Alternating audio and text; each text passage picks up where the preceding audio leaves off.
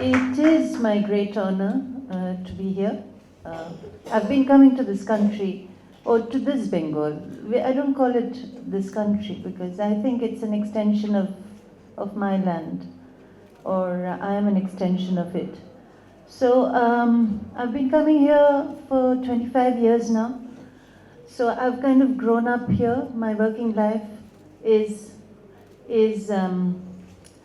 based here.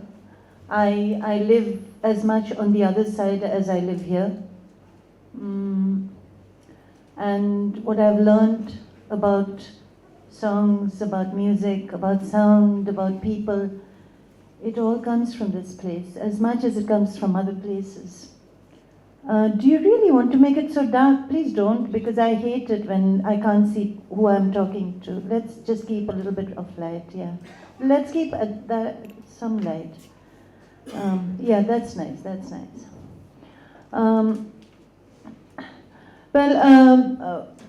I think you were talking about how video found its way into these exhibitions or into these spaces. And now sound finds its way into these spaces. And this is, for us, when we came for the installation, it's not just my work, it's my work with Shukanto Mojumdar, who is a sound recordist. And the fact that I don't think Chobi Mela has actually done much work with sound in the past, and so the scale at which we were doing an 8-channel installation was kind of a little bit daunting for them, and so at first they said we won't be able to do it, and then finally they did find the equipment, and we had the most wonderful support from a wonderful team, and so we were able to set it up. I said I would talk about archives because we are engaged in a process of archiving. I've been very consciously traveling across Bengal and places contiguous with Bengal, as well as parts of Bengal which are kind of have dispersed elsewhere, scattered in other parts of the globe.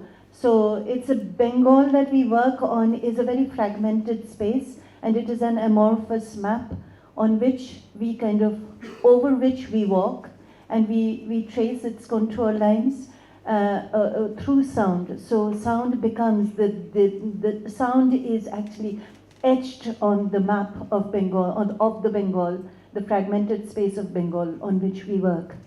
And so that Bengal is also the diaspora where people from Bengal have moved and are continuously moving. So that is why traveling archive is not just about our archive, and it's also about a land that seems to be constantly forming and reforming itself. And historically we've been doing that, we've done that through our geographies. This is an image from 1932. It is from the archives in the special collection of the University of Leiden in the Netherlands.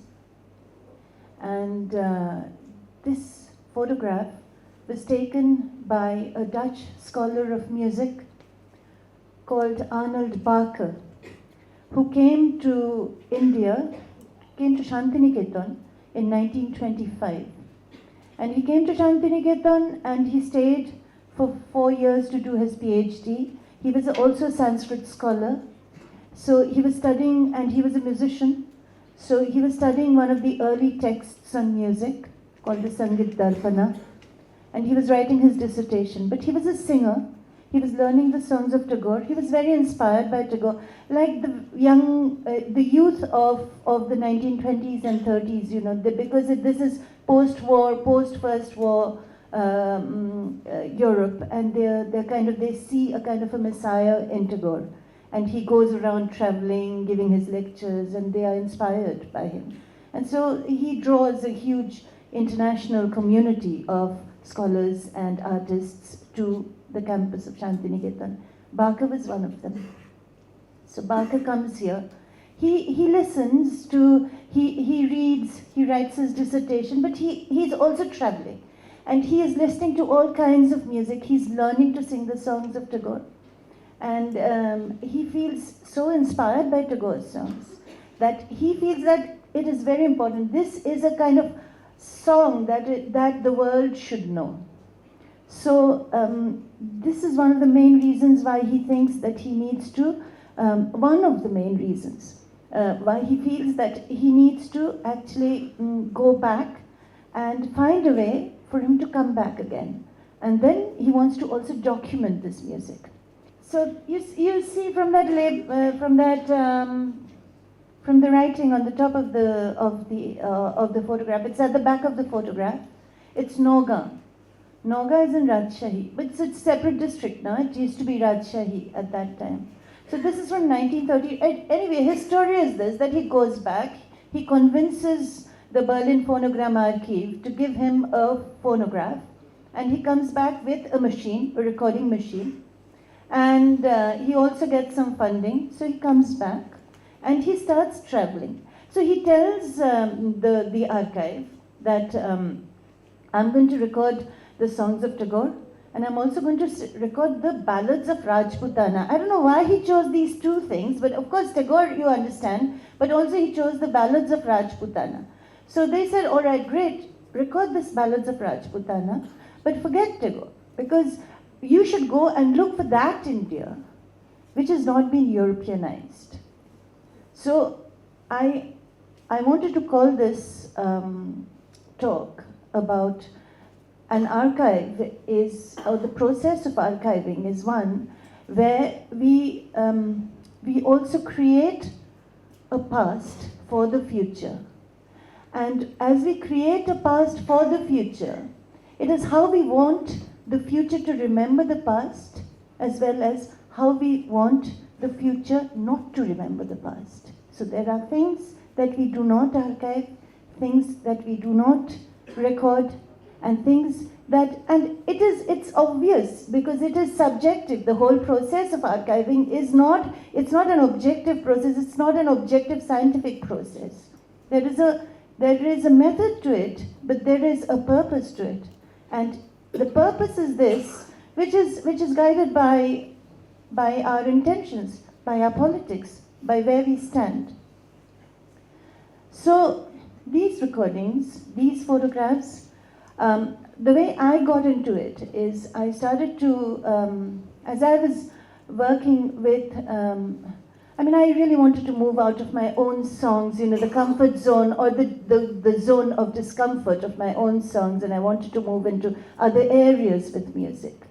And I wanted actually to get rid of this obsessiveness with one's own voice and with one's own art. And that is an artist's problem, I think. I did not want to be an artist, really, truly. And so what I wanted to do is I wanted to move out. I wanted to listen. I truly wanted to listen. I wanted to travel. And I wanted to, through my listening, I wanted to know about my connection with other people's work. And where do I stand? And not just with other people's work, but with the place, with time, with history, with everything. And for the last 20 years, I think that's what I've been doing. So I do not perform that much as I actually travel and I listen. And I've been very fortunate to have, as my partner in my work, somebody who engages with sound in a very similarly critical manner. So then I used to live in London at that time. And so I used to go to the British Library, and when I was thinking about how I could get into this research. Now my whole connection with Bangladesh has been also through artists, and I've worked with the great filmmaker Tariq Masood. And it's through his work that I have actually also got to know a lot about folk music. Although Tariq used to say that he got to know about folk music through me. But I think it was a mutual thing. We would say this to each other as good friends. But actually it was through, or rather it really goes back a little bit further when I was first coming to Bangladesh, to Dhaka. And I was working on a book. I used to work for a feminist publisher at that time. And I was working on a book with the writer Shaheen Akhtar. And we were working on an anthology of Bengali Muslim women writers, And we used to go to Puran Dhaka for that, so we used to go to Patuatuli, and there were all these cassette shops there. So I haven't actually retained my interest in feminist scholarship, but what that exercise actually gave to me was a whole load of music, which I used to take back with me every time I came. So this started from around 1994. I used to take back all these cellophane-packed cassettes. And so a kind of archive that I was engaging in. And the reason I was doing this is also because of the fascination I had with these amazing voices, of these singers of songs of Bichhed. So Bichhed is a form of song, which is a song of separation. So there were these intense, passionate voices that sang these songs, and I was collecting some of these songs. This is early Momutaj. Momutaj, not the Momutaj that you see now, Paita Jai, not that kind of Momutaj, but this was the Momutaj who would sing like things like Oyami Jai Jai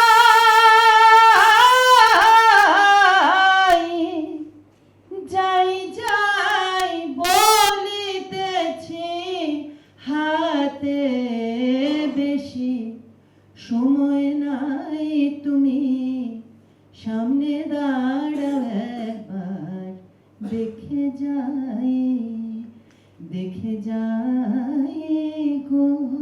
So that is the Momutaj, or the others, like Aisha and Salma, and all these women, whose songs I used to take back with me, and I used to listen to them. So that is where this whole journey began. Basically, what led to my more focused research interest on, travel and sound. But I was doing that unconsciously from before. So actually research, the moment when you start doing something, you don't even know when you started doing something. You kind of, and I think that is true of all artists, it's only as an afterthought that we realize, oh God, it must have started then, So, because I was in London and I was very unhappy and I wanted to find a way of, finding myself, I used to go to the British Library.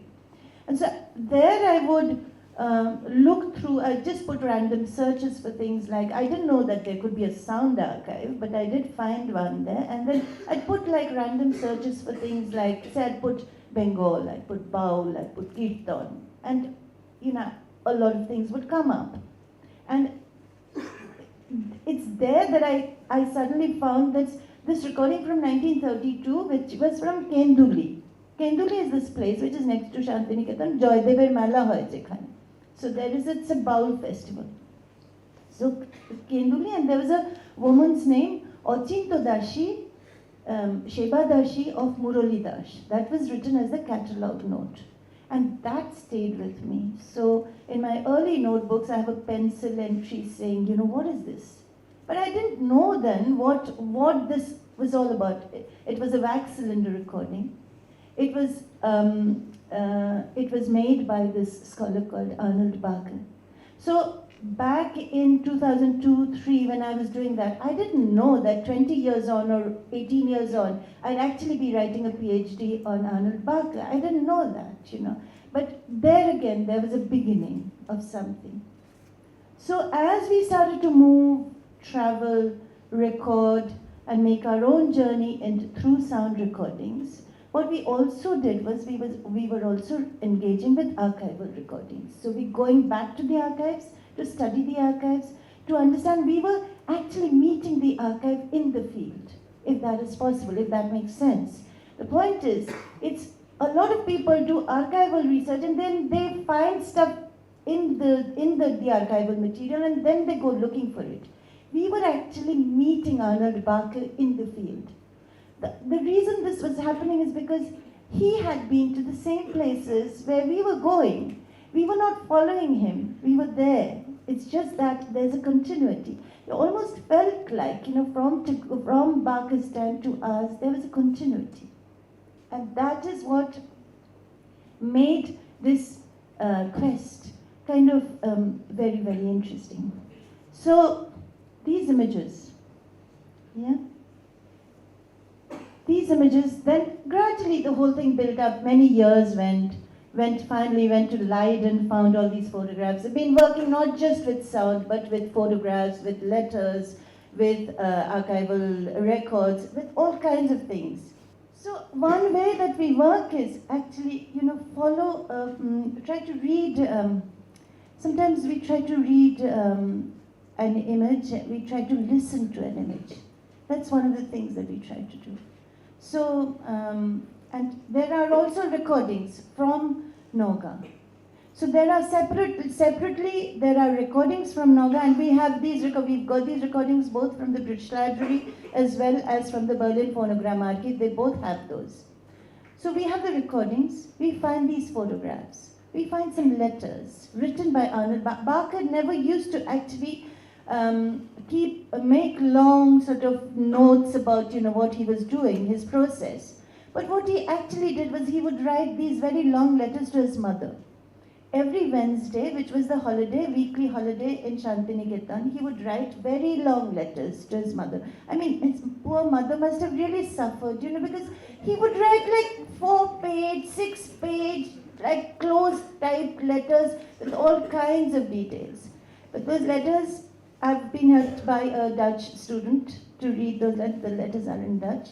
And they are hugely, and informative, and they're very, very interesting and very critical, very comical, a lot of that, So then those become the way for us to enter the world of these images as well as the sound. So then we start connecting. So we bring the photo, the image, and the letter, the information in the letter, and the sound, the recording. These recordings are not easy to listen to because they're wax-cylinder recordings.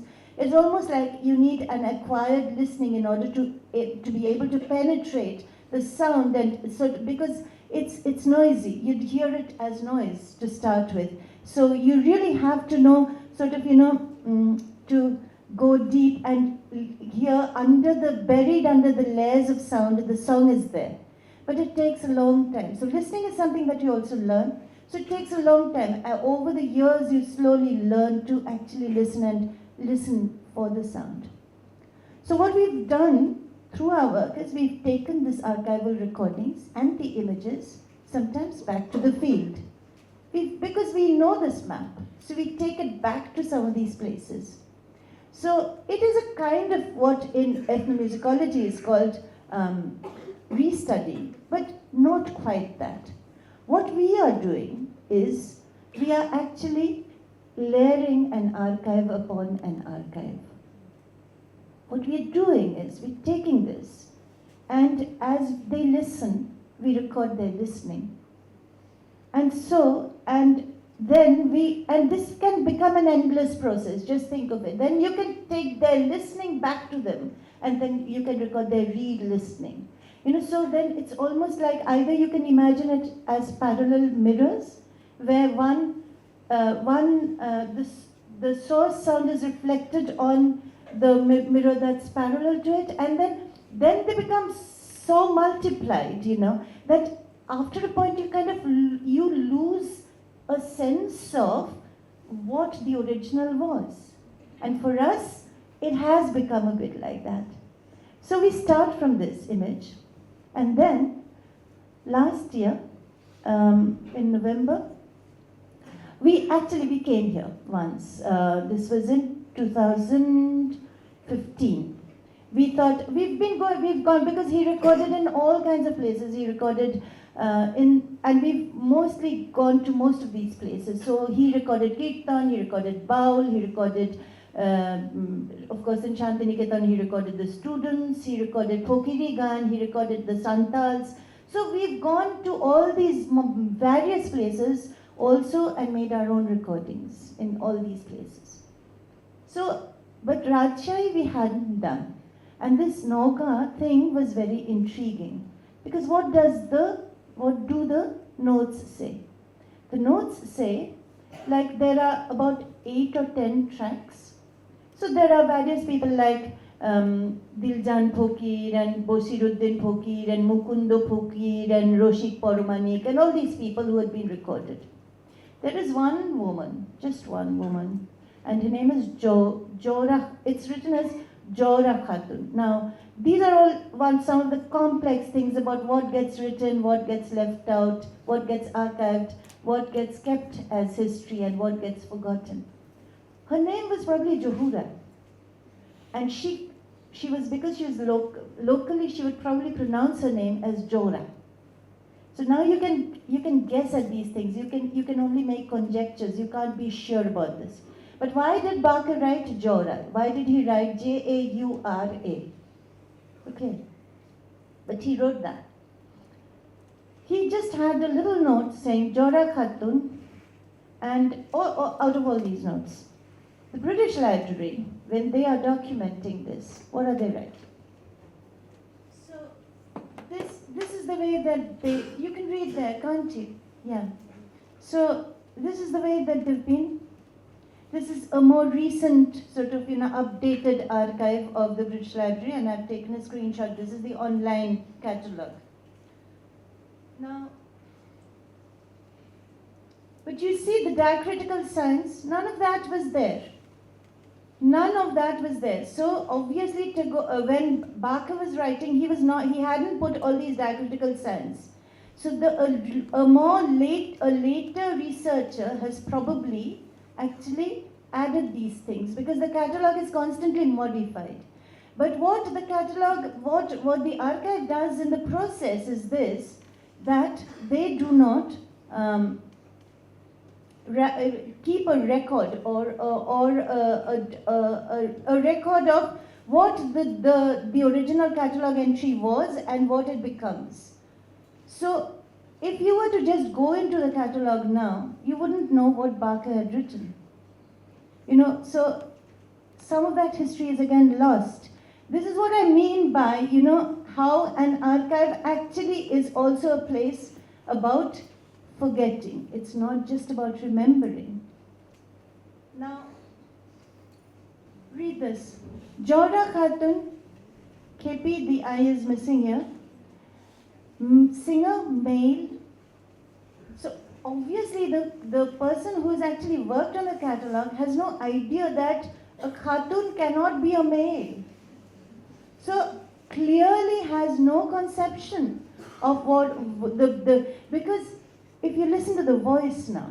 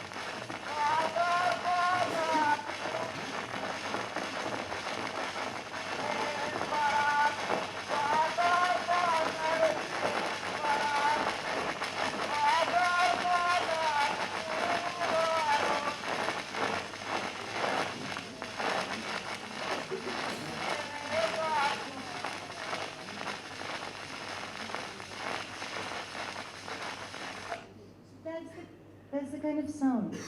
So buried under it, sometimes it might be difficult to know whether and she might have had a very strong voice. She probably did.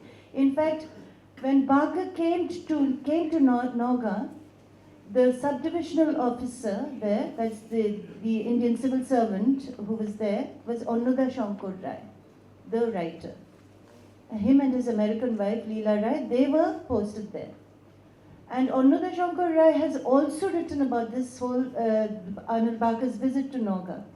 And he actually mentions this, that this Tagore sent this Dutch scholar to Noga, and he came and recorded.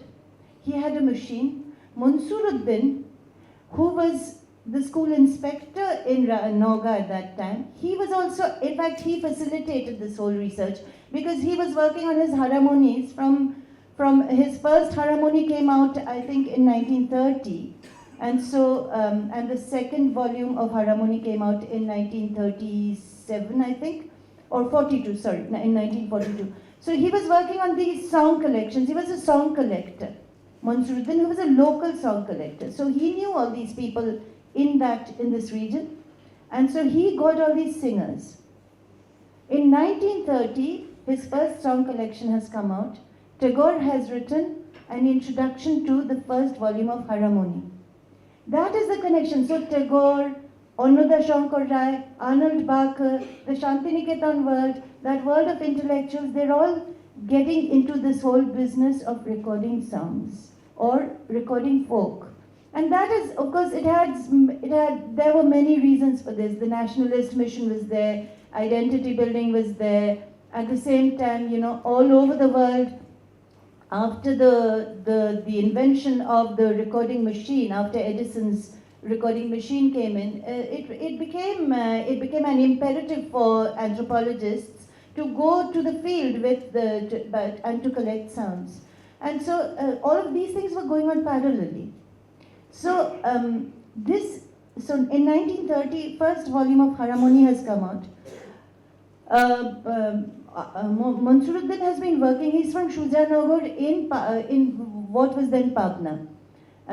So he knows this area. He knows the map like the palm of his hand. So he brings in all these singers, all these musicians to come and to come and sing for Arnold Barker. But why does he come in February? Why does he come in on the 28th of February? He comes because, and if you see the catalogue, then you see all these names, and the last three tracks, the last three files are, you have in brackets, you have Azimuddin, and you have some other names, and then you have in brackets, you have Ganja workman. So basically, this was a Ganja plantation area. So because Ganja used to be grown here, and this was actually, Ganja used to be grown here till I think the 1960s. I think it's only after the Geneva Convention that this thing got banned. But this was the main source of livelihood for a lot of people. This was the main source of income. So just as tea tasters go to tea plantations, you have tea tasters for tea. So who are the tasters for Ganja? The fakirs. Isn't it obvious? I mean, the story is so obvious. You just get it. I don't know if any of these outsider researchers would actually get this. I mean, we just got it, like that. And as far as at first I couldn't understand what's going on with this Ganja thing. I couldn't kind of put two and two together. Then suddenly it struck me, oh, of course. I mean, they are the ones. And so that is the time of the processing. So in February, around that time, the harvest is being made. So now they're going to process the Ganja. When they process Ganja, so they need the tasters. And so all these people, so what we did, okay, how did we get to this story? We went in 2015, Shukanta and I, we went to Noga. We went to the Ganja Society's office. They have a Ganja Society Ganja cooperative office. But now all the property that they had, I can tell you all these secrets, you can go and I believe in their godowns, they still have a lot of stuff. But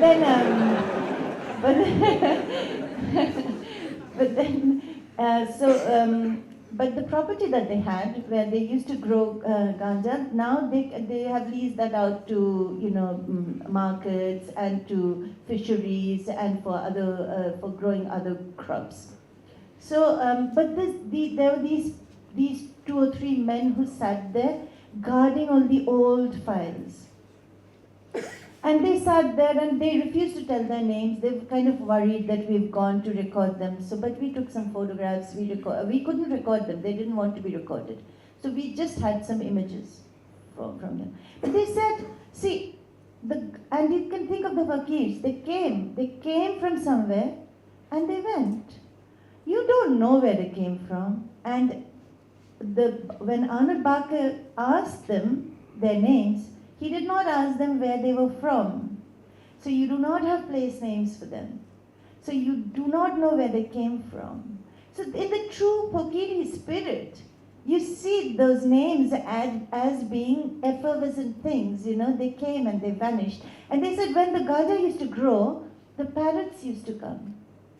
So I almost have this image of the Pokir and the parrot, They came and they flew away. It's as beautiful as that. And they left their songs. What songs did they leave? On wax cylinders. Wax cylinders which are so noisy that you cannot make out the sound. But this is the story that we're trying to follow. So the first time we go, we do not get any songs. So I had kind of given up on this place. I thought, all right, this is going to be my story. I'm kind of reading on Ganja for my to study this whole set of recordings. I'm thinking, okay, let me study what happened to the economy, what happened. So I'm reading around, but again, I keep, there's so much that we don't necessarily notice on the first reading or even on the second reading. As we read, something that we've seen before, we haven't seen actually, but we notice later. So it's only very recently that as I was looking through the catalogue again and again and again, suddenly, for one name, I found the name of a place. So I was very excited when I found this name of a place, which was a place which said Diljan Pokir from Kunijgram, post Dorilpur, or, how can a place have so many names? I don't know. Kunijgram, post Dorilpur, or Shorgachi, post Noga.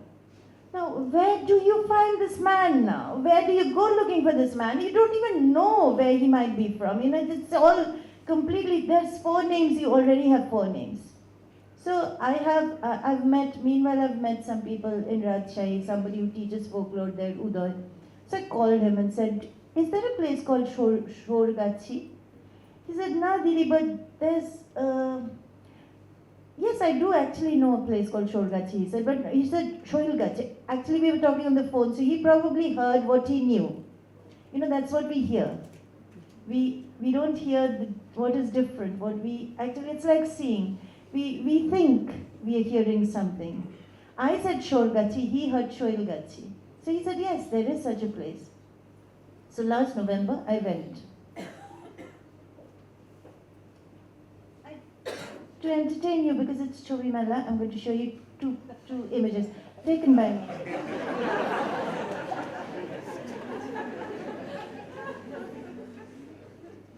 This was one of the images.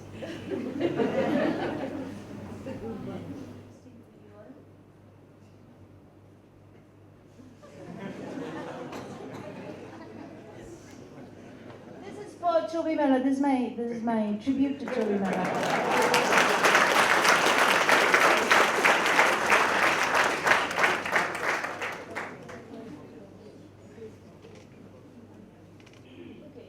So we're on this train, that train, and then we go from Rajshahi, we go to a place called Abdulpur, and there you eat luchi and aloo and gur. And that's the tradition, you have to eat that, lovely luchi. Khubi bhalo luchi pawa jay. So okhane khet and that, but then the engine sort of moves to the back, and then the train moves back, but then it changes. So we're going towards Ishaddi, and from there we're going to go in search of Shorgachi, which is actually Shoilgachi. So we're going to go there. So we get, the train's just starting to move now, and this is the person I see. And for me, Arnold Barker's image has suddenly turned to color. So then, I'm just so taken aback to see this man sitting there. The first trip in 2015, we hadn't found any songs. And this is what Naeem was talking about when he said about, you don't know from before what you might find. And this was truly that moment, that I had absolutely no idea that this is what I would get. And this is what, when this man sat there, I just had this strange sense that I have seen him before, and he has been there from 80 or 90 years ago. He's the same man. He is that man who was black and white for Barker. So this is what I felt, when I looked at him.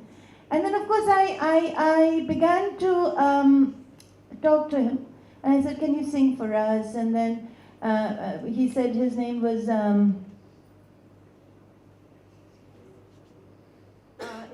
Ataur Rahman Chishtia, also known as Shah Alam. It seems like everybody has two names, all places have two names, multiple names. So his name is Ataur Rahman Chishtia. And then, so I said to him, then we started to tell him why we were going. I showed him the photos, and he was also very intrigued when he saw the photos. And then I said to him that this is what we are looking for. So he said, no, there is no Dorilpur, but there could be a Doriapur. And so then there was a lot of speculation that he started. So then I said, why don't you join us? He was taking his instrument for repair. He was taking it to Ishaddi. So he said, I said to him, I kind of convinced him. I said, no, bhai, don't go today. Come with us today. And so the man who was selling Shonpapri, he said, but no, he can't go because he's going to lose his day's income. So I said, all right, we'll take care of that, don't worry. So then we went. He became our guide for that day. So we went with him. We went through various places, all kinds of places. And then finally, we reached this place, which is called Shoilgachi. And, but before that, let me tell you a little bit about Jora Khatun. Just show you her image.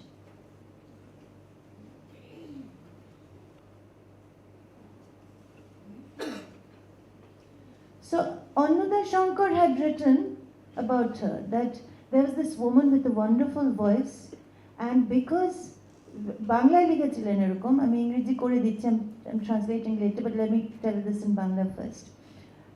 লিখেছিলেন যে ও আমাদের তো যন্ত্র নেই, তাই এই ওরা record করে এই কণ্ঠস্বর চালান হয়ে গেল. So he said, this is difficult to say, explain. Chalan হয়ে যাওয়া, how to explain? Like it got not really exported. It got smuggled out, Yeah. So because we didn't have our instrument and the white man had his, and so he took the voice. The voice got smuggled out, and we couldn't. Amra rakhte parlam na. That's what he said. So we couldn't keep her, and the voice got smuggled out. That's what.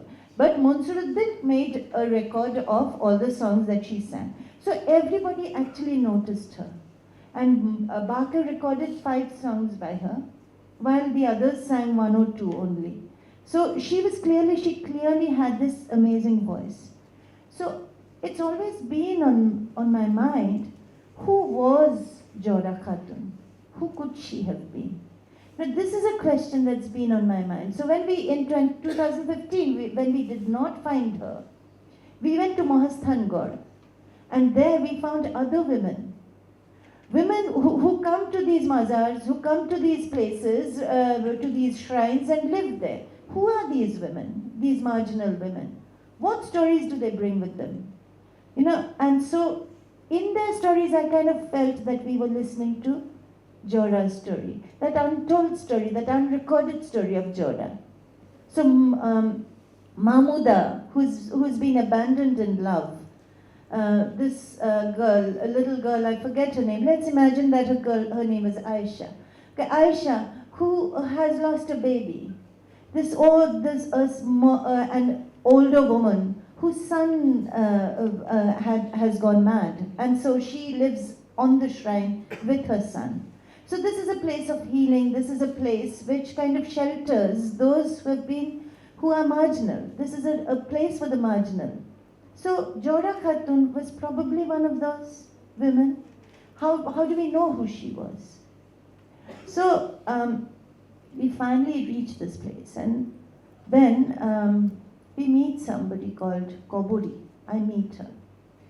So when we go to Shoilgachi, so we reach this place, we actually get to know that there is indeed a village called Kunij. So if I can, day after tomorrow, I'm going to go looking for Kunij Gram. If I can go tomorrow, if there's a train, night train, then I'm going to take it and go just looking for Kunij Gram.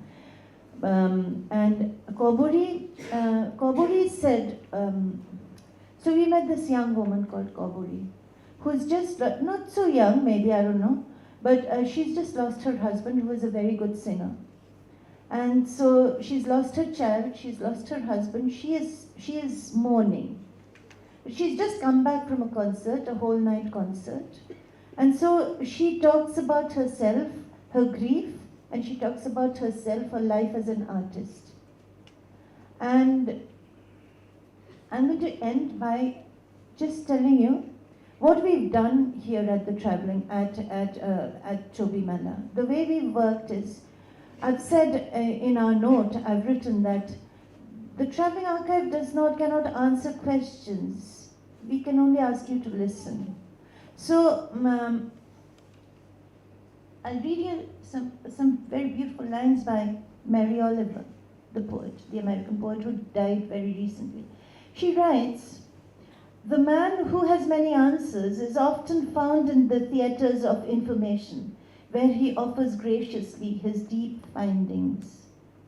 Well, the man who has only questions to comfort himself makes music." So that's what we try to do, I think, because we have so many questions, we try to make music. So I think, and the other thing that Koburi said, and that's one of the things that was also, Koburi was talking about, she said,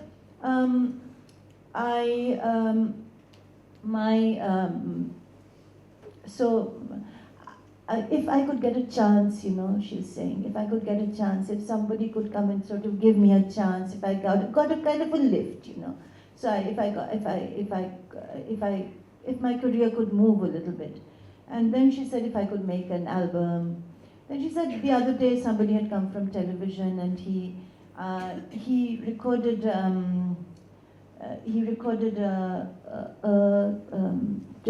recorded an interview, and I sang 2 songs, she said. And so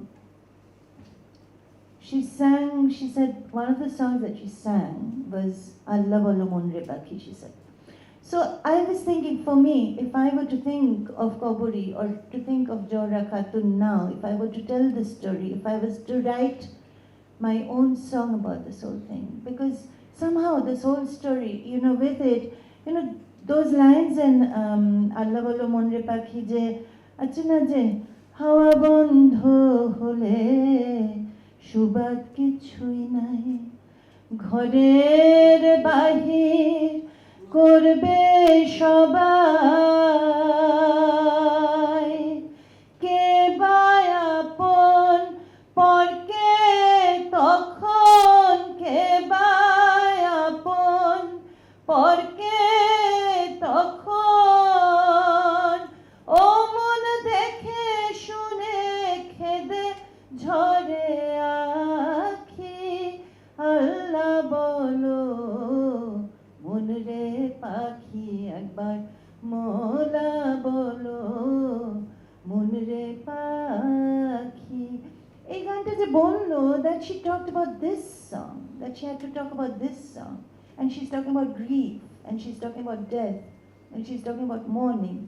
All of it seemed to somehow come together, so I don't know, this archive that we are creating, it has its gaps. But for me, my main focus is people. I'm interested in people, people's lives. I'm not going to notate these songs. There are others to do it. I'm not discounting that knowledge. That is also important knowledge. Somebody will write what a rag this song is. Somebody will write a social history of the place. We will write our music about the place. I think all of it together, an archive should be a collective process. It should be all of us together. We bring different knowledges and make a much bigger, larger archive. It should, and that's how it grows. It not only travels, it also grows. It grows in strength, and we accommodate these multiple voices within the body of the archive. I think that is what we do. And to end, I'll just play you something. And I basically finished saying, but this Shukanta made for us last night, and so he's just sent it to me. শুধু কবরী দেওয়ান।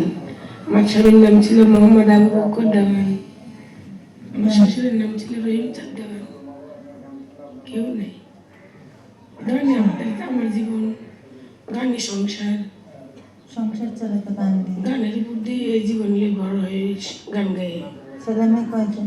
আমার একটা মেয়ে ছিল, মারা গেছে, এটা বড় জন আমার। আমার এক স্বামীর 2 বউ। আমি সদিন টদিন বলি না, ভালো লাগে না ওই কথাটা, আমার বোন বলি। ছবি নিবেন মানে এক জায়গায় আসছি তো মুখটা ঠুমুড়ে হয়ে আছে, পছন্দ হচ্ছে? ওগুলো কেটে দিয়ে, যেগুলো আগে তুললেন ওগুলো কেটে দিয়ে। আমাদের ফ্যামিলিটারই খালি গানের উপরে জীবন না পা। আর আমার স্বামীর নাম আবু বকর সিদ্দিকী, পালা গান গাচ্ছিলেন, মৌলবীদের সঙ্গে জাহাজ করে গান গাচ্ছিল আমার স্বামী। আমিও পালা গানের শিল্পী, 2 মানুষই গান গাইতাম। তো তিনি এরকম মারা গেলেন এত? 3 ছেলের বাবা, বহু টাকা ব্যয় করেছি, বাঁচাতে পারিনি স্বামী। এখন এই যে সারে দিয়ে চলে গেল, আর সময় শেষ। এখন এই যে ব্যথার মালা কাটতেছে, আর না থাকলে সে একটা ভাব আলাদা, থাকে হারে যাওয়া তার এক জ্বালা আলাদা। মেয়েটাও হারে গেল, আমার পেটের একটা মেয়ে ছিল। কতটুকু মেয়ে? 2 ছেলের মা, 28-29 বছর বয়স মেয়েটা। মেয়েটা মারা যাওয়ার 8 মাস পরে স্বামী মারা গেল। 1 বছরের মধ্যে সবাই আর কেউ নাই। তবে আশা আছে, যদি কোনো দরদিরা একটু দরদ করে যদি আমাকে একটু কোনো জায়গায় যদি একটু চান্স নিয়ে দিত, আমার জীবনটা ধন্য হতো। খুব সুন্দর গান গাইতে পারি আমি, সেই রকম ভিআইপি গান গাইতে পারি, বালা গান। এই গেল গত রাতে সঙ্গীত মারফত গান এক শিল্পীর সাথে 3 গানের পড়াটাই জবাব করে পারছে না। পাশে থেকে কমিটিরা এসে বলতে চাই, তুমি কেমন মৌলবীর পালা চালাচ্ছ, তোমার গান কোনো স্বাদ লাগে না। প্রতি প্যান্ডেল থেকে 3,000, 2,500, ওই 4,000, 5,000 এরকম খালি বকশিসই পাই। এইরকম ব্যথার গান আমি গাইতে পারি। জীবনটাই আমার ব্যথা, খুব গরিবের মেয়ে। ওই রাজশাহী সবাই হাট। গানে কেমন করে আসলেন? গানে আসলাম, বাউলের প্রতি আমার যখন জ্ঞান হলো তখন বাউলের প্রতি আমার খুব মন, যে যদি শুনি ওই জায়গায় বাউল হচ্ছে সেখানে চলে যাই। মায়েরও কথা মানি না, বাপেরও মানি না।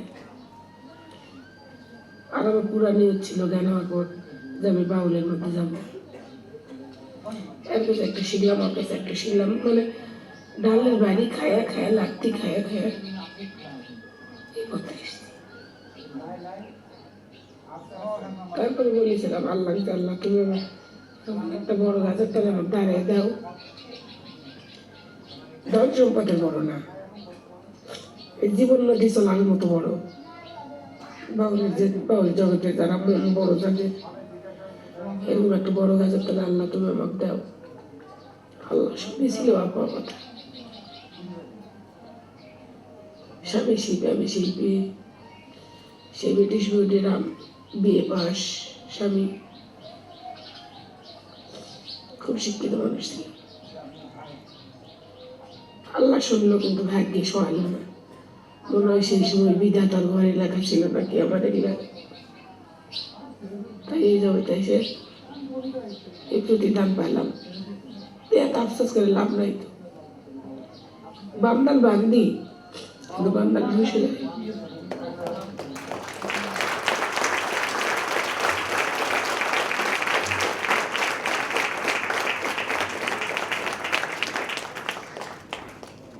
দিদি অনেক ধন্যবাদ। মনে হয় মানে সবাই বাকরুদ্ধ হয়ে যাওয়ার কারণে হয়তো প্রশ্ন কম।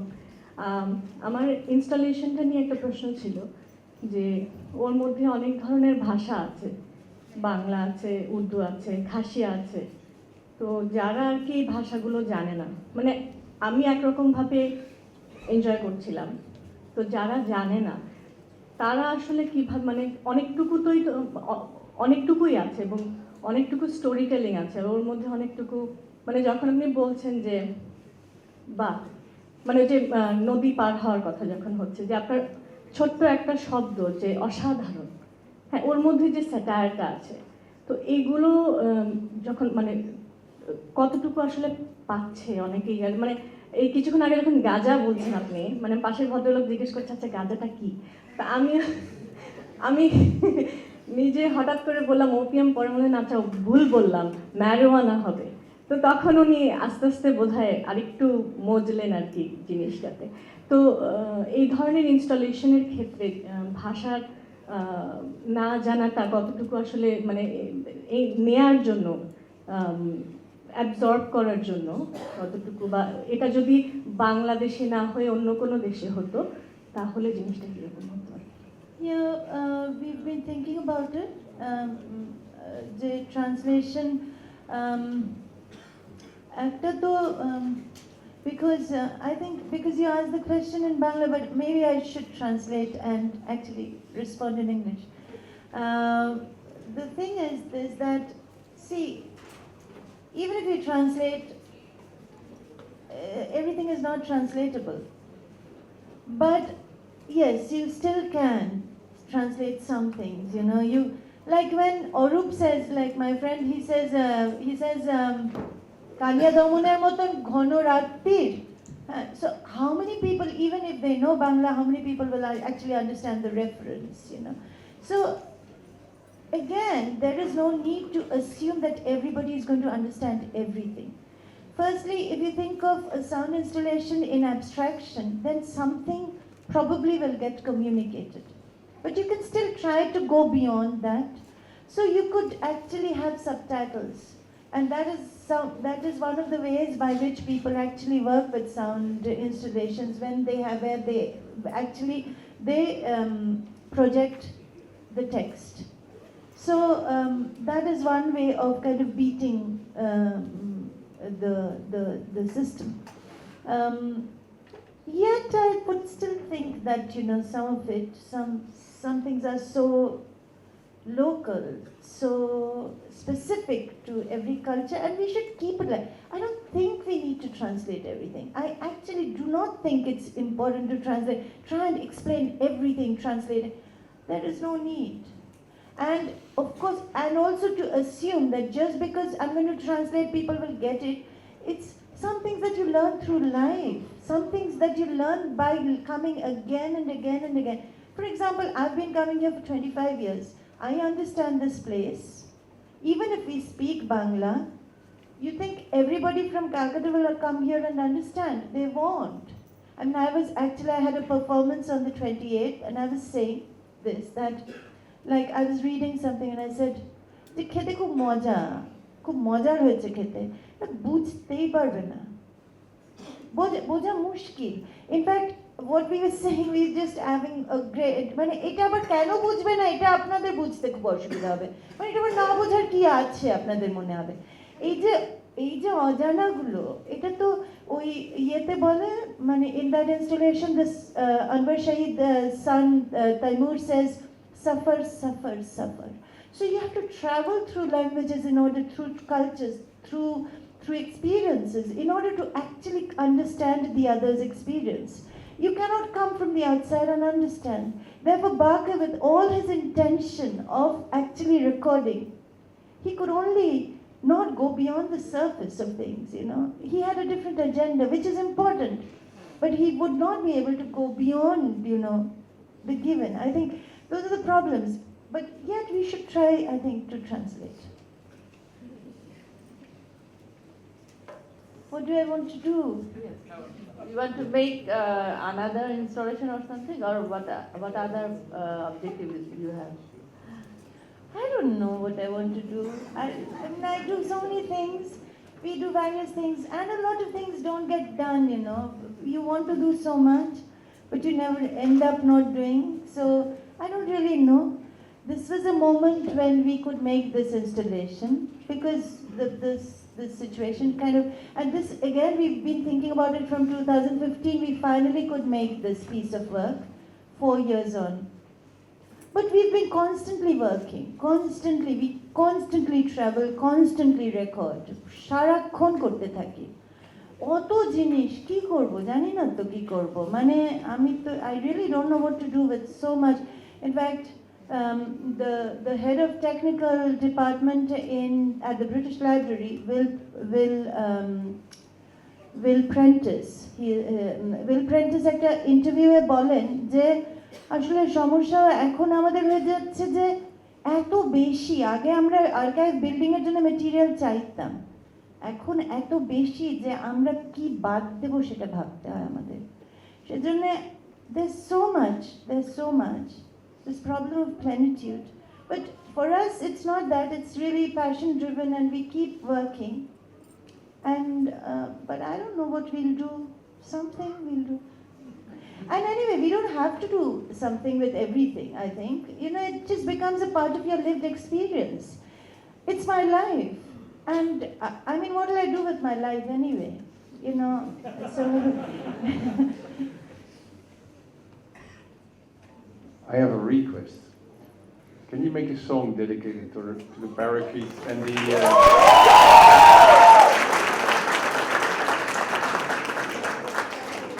a song dedicated to the parakeet and the fakir. Because we don't know where they come from and we don't know where they go. So, yeah. It's called Pakhir Danai Ure. So, riding on the wings of the bird. I ride on the bird and go to your sky, the river in your village, the roads of your town, the colors of your flags, the light of your sun, the face of your love, I see to my fill. What is your name, woman? What tongue do you speak and sing and live? Whom have you left and where do you go?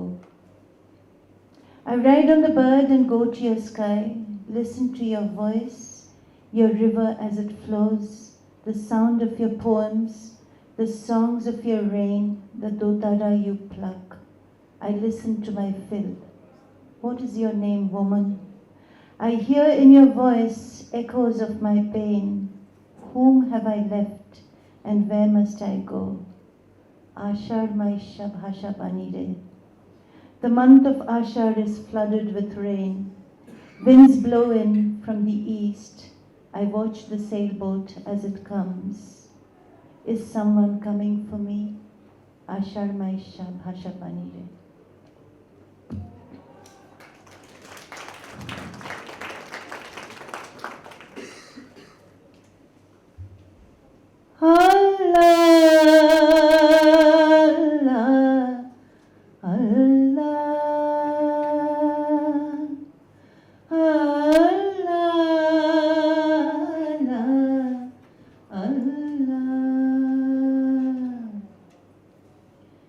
আমি পাখির ডানায় উড়ে তোমার আকাশে যাই, তোমার গ্রামের নদী, তোমার শহর গলি, তোমার মিছিল রং, তোমার রোদের আলো, তোমার প্রেমের মুখ দেখি আমি চোখ ভরে। কি নাম তোমার মেয়ে, কি ভাষায় কথা বলো, গান গাও, পথ চলো, কাকে ফেলে এসে তুমি কোথায় চলেছ বলো। আল্লাহ আল্লাহ আল্লাহ আল্লাহ আল্লাহ আল্লাহ। আমি পাখির ডানায় উড়ে তোমার আকাশে যাই, তোমার কথা বলা, তোমার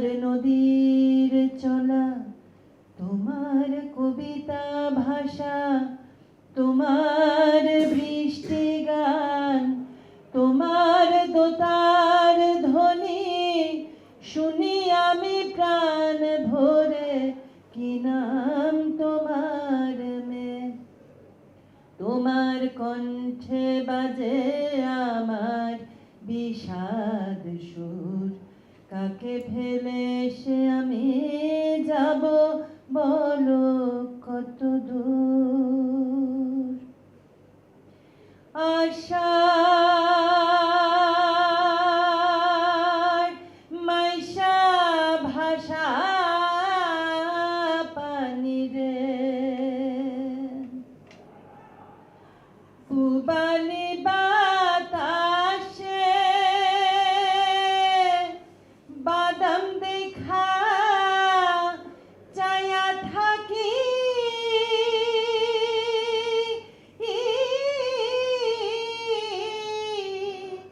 আমার নিকেও আসে রে আশার মাইশা ভাষা পানি রে। আল্লাহ আল্লাহ আল্লাহ আল্লাহ